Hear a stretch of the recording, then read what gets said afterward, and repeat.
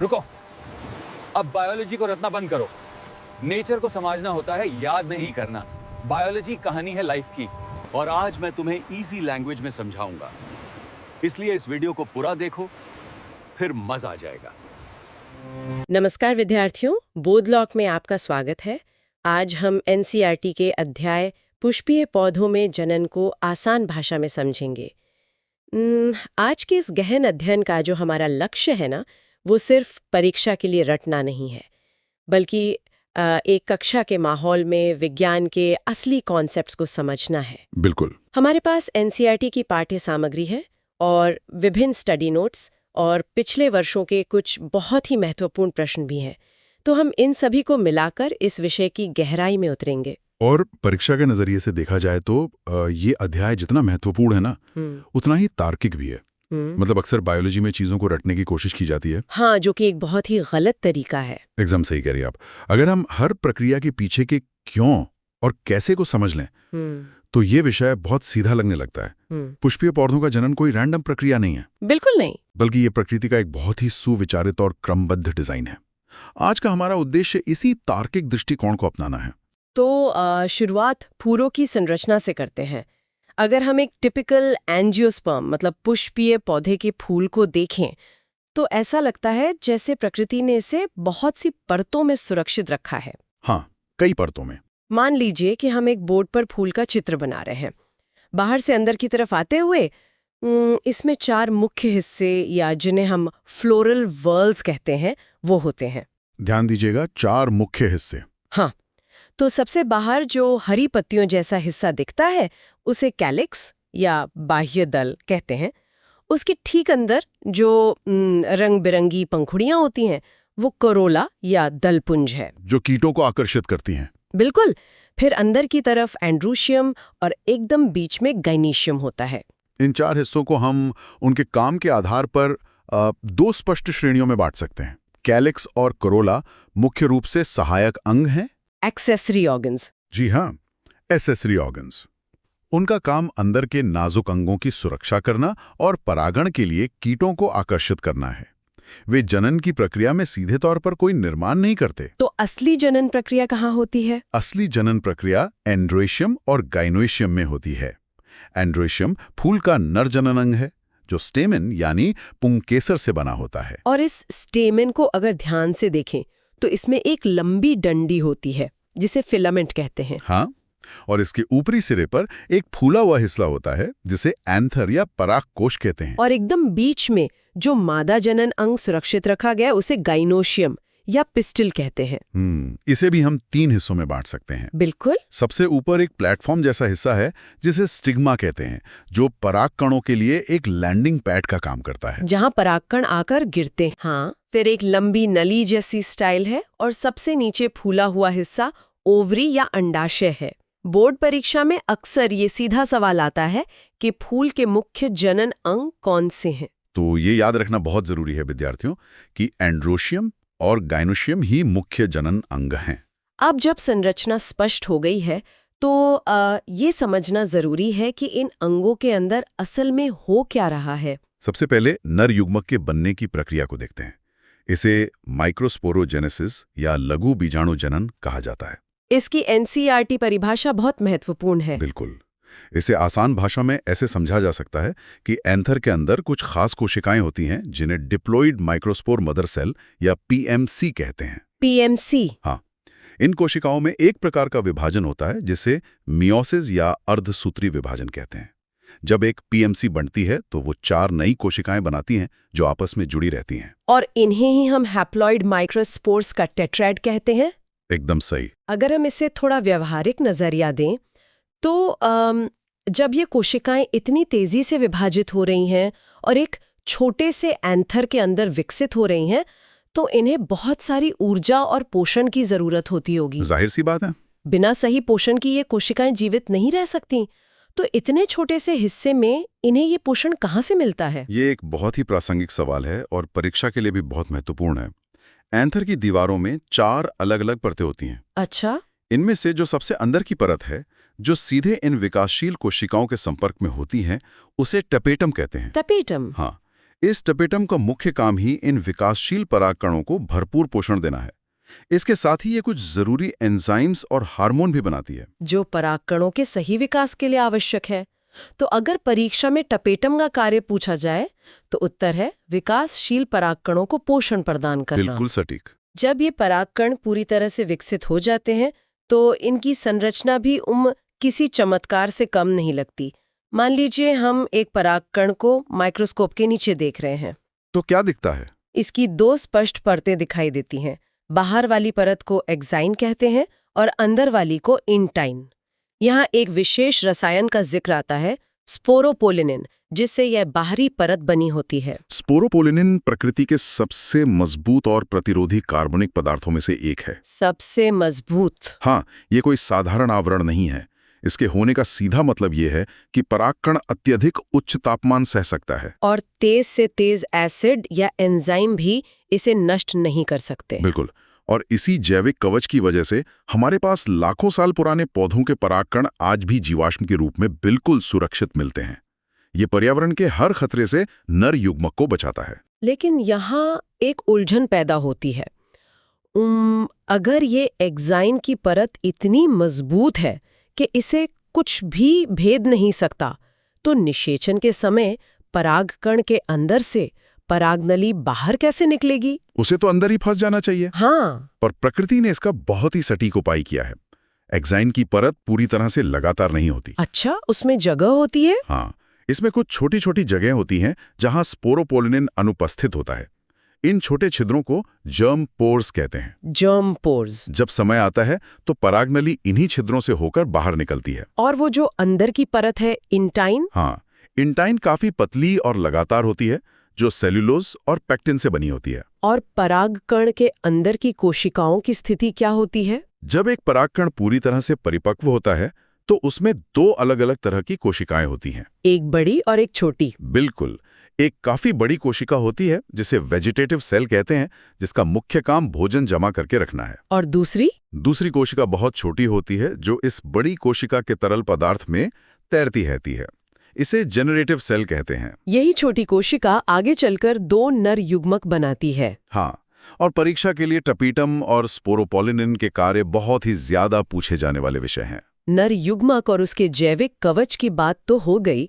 अब देखते हैं कि वो किस लक्ष्य की तरफ बढ़ रहा है। मादा जनन अंग की तरफ। हाँ, मादा जनन अंग के अंदर जो ओव्यूल या बीजांड है, उसकी संरचना को समझना जरूरी है। एंजियोस्पर्म्स में सबसे आम प्रकार का ओव्यूल एनेट्रोपिस ओव्यूल होता है, जिसे हम एक उल्टे बीजांड की तरह देख सकते हैं। बिल्कुल, एक उल्टे बीजांड की तरह। इस उल्टे बीजांड को अगर हम दिमाग में उकेरें तो इसका जो मुख्य द्वार है, जिसे माइक्रोपाइल कहते हैं, वो नीचे की तरफ घूमकर उस डंठल के पास आ जाता है जिससे ओव्यूल जुड़ा होता है। और उस डंठल को फ्यूनिकुलस कहते हैं। हाँ, फ्यूनिकुलस। जिस जगह पर ओव्यूल की मुख्य बॉडी फ्यूनिकुलस से जुड़ती है, वो बिंदु हाइलम कहलाता है। इस पूरे ओव्यूल को सुरक्षित रखने के लिए इसके चारों तरफ 1 या 2 सुरक्षात्मक परतें होती हैं, जिन्हें इंटेग्यूमेंट्स कहते हैं। एकदम सही। इस सुरक्षा घेरे के अंदर कोशिकाओं का एक बहुत बड़ा समूह होता है जिसे न्यूसिलस कहते हैं। इसमें प्रचुर मात्रा में भोजन जमा होता है। और माइक्रोपाइल वाले सिरे के ठीक सामने वाले सिरे को चलाजर एंड कहते हैं। हाँ, और इसी न्यूसिलस के अंदर मादा युग्मकोद्भिद यानी एम्ब्रियोसैक का विकास होता है। अब जैसे नर भाग में माइक्रोस्पोरोजेनेसिस की प्रक्रिया थी, वैसे ही यहाँ मादा भाग में मेगास्पोरोजेनेसिस होता है। बिल्कुल। तो मेगास्पोरोजेनेसिस की प्रक्रिया कैसे शुरू होती है? न्यूसिलस की कोशिकाओं में से कोई एक कोशिका मेगास्पोर मदर सेल या एमएमसी का रूप ले लेती है। एमएमसी? यह कोशिका मियोसिस के जरिए विभाजित होकर 4 हैप्लॉइड मेगास्पोर्स बनाती है। लेकिन यहाँ नर भाग की तुलना में विकास का तरीका एकदम अलग होता है। अलग कैसे? इन 4 मेगास्पोर्स में से 3 नष्ट हो जाते हैं और केवल एक ही फंक्शनल मेगास्पोर बचता है। ये सुनना थोड़ा अजीब लगता है कि एक पौधा 4 कोशिकाएं बनाने में अपनी ऊर्जा लगाता है और फिर उनमें से 3 को नष्ट कर देता है। इसके पीछे विकासवाद का क्या कारण हो सकता है? ये संसाधनों के सही इस्तेमाल का एक बहुत ही शानदार उदाहरण है। पौधा अपनी सारी ऊर्जा केवल सबसे मजबूत और सक्षम स्पोर पर केंद्रित करना चाहता है। अच्छा, ताकि वो बेहतर विकसित हो सके? हाँ, संसाधनों को 4 हिस्सों में बांटने के बजाय वो एक ही स्पोर को पूरा पोषण देता है ताकि उसके बचने और आगे विकसित होने की संभावना सबसे अधिक हो। और चूंकि पूरा एम्ब्रियो सैक केवल इस एक स्पोर से विकसित होता है, इसलिए इसे मोनोस्पोरिक डेवलपमेंट कहा जाता है। बिल्कुल सही। अब ये समझना जरूरी है कि ये जो एक अकेला मजबूत फंक्शनल मेगास्पोर बचा है, ये एम्ब्रियो सैक कैसे बनाता है। ये बहुत ही महत्वपूर्ण है। हाँ, बोर्ड परीक्षा में 7 सेल्ड 8 न्यूक्लिएट स्टेज के बारे में बहुत विस्तार से पूछा जाता है। यह अवस्था परिपक्व एम्ब्रियो सैक की पहचान है। प्रक्रिया कुछ इस तरह होती है कि उस फंक्शनल मेगास्पोर का केंद्रक लगातार 3 बार माइटोसिस करता है। 3 बार? 1 से 2, 2 से 4 और 4 से 8 केंद्रक बन जाते हैं। इसके बाद ये 8 केंद्रक अपनी अपनी जगह पर व्यवस्थित होने लगते हैं और उनके चारों ओर कोशिका भित्ति बनने लगती है। इस व्यवस्था को थोड़ा स्पष्ट करते हैं। माइक्रोपाइल वाले सिरे की तरफ, जहां से पराग नली अंदर आएगी, 3 कोशिकाएं बनती हैं, जिन्हें मिलाकर एग अपैरेटस कहा जाता है। हाँ, इसमें बीच में एक मुख्य एग सेल होती है और उसके दोनों तरफ 2 सिनर्जिड्स या सहायक कोशिकाएं होती हैं। और इसकी ठीक विपरीत यानी चलाजल सिरे की तरफ जो 3 कोशिकाएं बनती हैं, उन्हें एंटीपोडल्स कहते हैं। तो 3 कोशिकाएं ऊपर हो गईं और 3 नीचे। जो 2 केंद्रक बच गए वो बीच में एक बहुत बड़ी कोशिका का निर्माण करते हैं जिसे सेंट्रल सेल कहते हैं। इन दोनों केंद्रकों को पोलर न्यूक्लियाई कहा जाता है। तो अगर हम ध्यान से गिनती करें तो कुल 7 कोशिकाएं हैं, 3 ऊपर 3 नीचे और एक बड़ी सेंट्रल सेल। लेकिन केंद्रक 8 है, क्योंकि सेंट्रल सेल के अंदर 2 केंद्रक मौजूद हैं। इसीलिए इस पूरी संरचना को 7 सेल्ड 8 न्यूक्लिएट स्टेज कहते हैं। यहाँ उन 2 सिनर्जिड्स में एक बहुत ही खास संरचना होती है जिसे फिलीफॉर्म अपैरेटस कहते हैं। उंगलियों जैसे उभार। हाँ। इसका कार्य इस पूरी प्रक्रिया की सफलता के लिए अत्यंत आवश्यक है। जब परागनली ओव्यूल के अंदर प्रवेश करती है तो उसे एक दिशा निर्देश की जरूरत होती है कि नर युग्मकों को कहाँ छोड़ना है, और ये काम फिलीफॉर्म अपैरेटस करता है। बिल्कुल, ये फिलीफॉर्म अपैरेटस ही है जो परागनली को रास्ता दिखाता है और उसे सिनर्जिड के अंदर जाने के लिए निर्देशित करता है। ये एक प्राकृतिक नेविगेशन सिस्टम की तरह काम करता है। परागकण बन गए, ओव्यूल तैयार हो गया। हाँ। लेकिन इन दोनों का मिलन कैसे होगा? इस सफर को पॉलिनेशन या परागण कहते हैं। परागकण का एंथर से निकलकर स्टिग्मा तक पहुंचना ही पॉलिनेशन है। इसे समझने के लिए हम इसे 3 मुख्य प्रकारों में बांटते हैं। पहला प्रकार ऑटोगमी है, जहां एक ही फूल के अंदर परागण होता है। उसी फूल का परागकण उसी फूल के स्टिग्मा पर गिरता है, सेल्फ पॉलिनेशन। दूसरा गेटेनोगमी है, जहां पौधा एक ही है लेकिन फूल 2 अलग-अलग हैं। और तीसरा है जीनोगेमी, जिसे हम क्रॉस पॉलिनेशन कहते हैं, जिसमें परागकण एक पौधे से उड़कर किसी दूसरे पौधे के फूल तक जाते हैं। सही कहा। इस क्रॉस पॉलिनेशन का सबसे बड़ा फायदा ये है कि इससे आनुवंशिक विविधता या जेनेटिक वेरिएशन आती है। अगर एक ही पौधे के जीन बार बार मिलते रहेंगे तो समय के साथ आने वाली पीढ़ियां कमजोर हो सकती हैं। विविधता से नई पीढ़ियां ज्यादा मजबूत और बीमारियों से लड़ने में सक्षम बनती हैं। फूलों की बनावट के आधार पर भी 2 बहुत रोचक प्रकार दिखे जाते हैं, चैस्मोगैमस फूल और क्लीस्टोगैमस फूल। चैस्मोगैमस फूल वो होते हैं जो सामान्य रूप से खिले हुए होते हैं, जिनके जनन अंग हवा या कीटों के संपर्क में आ सकते हैं। और क्लीस्टोगैमस फूल कभी खुलते ही नहीं हैं। ये हमेशा एक बंद कली की तरह रहते हैं। इसका सीधा मतलब यह है कि इनमें बाहर से कोई परागकण आ ही नहीं सकता। तो इनमें 100% ऑटोगैमी होती है। बिल्कुल। इसका सबसे बड़ा फायदा यह है कि इन्हें हवा, पानी या कीटों जैसे किसी भी बाहरी माध्यम की जरूरत ही नहीं होती। बिना किसी पॉलिनेटर के भी इनमें बीज बनना पूरी तरह से तय होता है। अगर हम उन पौधों की बात करें जो हवा के जरिए परागण करते हैं, यानी विंड पॉलिनेशन या एनीमोफिली पर निर्भर है, तो उन्होंने अपने अंदर क्या बदलाव किए हैं? हवा के सहारे सही जगह पहुंचना तो बहुत मुश्किल काम है। इसलिए इन पौधों के परागकण बहुत हल्के होते हैं और चिपचिपे नहीं होते, ताकि हवा उन्हें आसानी से उड़ा ले जाए। हाँ, और दूसरी तरफ इन फूलों का स्टिग्मा अक्सर लंबा और पंखदार होता है। ये पंखदार संरचना हवा में एक जाल की तरह काम करती है और उड़ते हुए परागकणों को आसानी से फंसा लेती है। परागकण का सफर पूरा हुआ और वो स्टिग्मा पर पहुंच गया। परागनली बन गई है और फिलीफॉर्म अपैरेटस की मदद से उसने एम्ब्रियो सैक के अंदर प्रवेश कर लिया है। अब सबसे महत्वपूर्ण हिस्सा आता है। हाँ, अब आता है इस पूरे अध्याय का सबसे महत्वपूर्ण और जटिल हिस्सा, डबल फर्टिलाइजेशन या दोहरा निषेचन। ये एंजियोस्पर्म्स का एक बहुत ही अनूठा लक्षण है। जब परागनली सिनर्तर के अंदर जाती है तो वो अपने साथ लाए हुए 2 नर युग्मकों को वहीं छोड़ देती है। अब इन दोनों नर युग्मकों की भूमिका अलग-अलग होती है। पहला नर युग्मक क्या करता है? पहला नर युग्मक सीधे एग सेल के पास जाता है और उसके साथ फ्यूज हो जाता है। इस प्रक्रिया को सिंगैमी कहते हैं। और इसके नतीजे में एक डिप्लॉइड कोशिका बनती है जिसे जाइगोट कहते हैं। यही जाइगोट आगे चलकर पौधे का भ्रूण बनाएगा। बिल्कुल। लेकिन उस दूसरे नर युग्मक का क्या होता है जो पीछे छूट गया था? दूसरा नर युग्मक उस बड़ी सेंट्रल सेल की तरफ जाता है जहां पहले से ही 2 पोलर न्यूक्लियाई मौजूद हैं। वो इन दोनों के साथ फ्यूज हो जाता है। चूंकि यहाँ 3 केंद्रक आपस में मिल रहे हैं, एक नर युग्मक और 2 पोलर न्यूक्लियाई, इसलिए इस प्रक्रिया को ट्रिपल फ्यूजन कहते हैं। एकदम सही। और इससे जो नई संरचना बनती है उसे प्राइमरी एंडोस्पर्म न्यूक्लियस या PEN कहते हैं, जो ट्राइप्लॉइड होता है। यानी इस पूरी प्रक्रिया में निषेचन की घटना 2 बार हुई, एक बार एग सेल के साथ सिंगैमी और दूसरी बार पोलर न्यूक्लियाई के साथ ट्रिपल फ्यूजन। इसीलिए इसे डबल फर्टिलाइजेशन कहा जाता है। बोर्ड परीक्षाओं के लिए ये इतना जरूरी विषय है कि इसे किसी भी हाल में नजरअंदाज नहीं किया जा सकता। बिल्कुल नहीं। अब निषेचन पूरा होने के बाद फूल में जो भी बदलाव आते हैं उन्हें पोस्ट फर्टिलाइजेशन चेंजेस कहते हैं। इसे एक सीधे क्रम में समझा जा सकता है। जो जाइगोट बना था वो विकसित होकर एम्ब्रियो या भ्रूण बन जाता है। डाइकोट पौधों में इसका विकास कुछ स्पष्ट चरणों में होता है। पहले ये गोलाकार होता है, फिर दिल के आकार का बनता है और अंत में एक परिपक्व भ्रूण बन जाता है। और वो जो PEN बना था उसका क्या काम है? वो विकसित होकर एंडोस्पर्म या भ्रूणपोष बनाता है।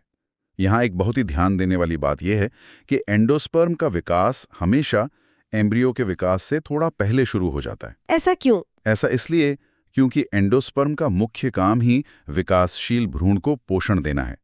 प्रकृति ये सुनिश्चित करती है कि जब भ्रूण का विकास शुरू हो तो उसके पास पर्याप्त भोजन पहले से मौजूद हो। बहुत ही तार्किक है।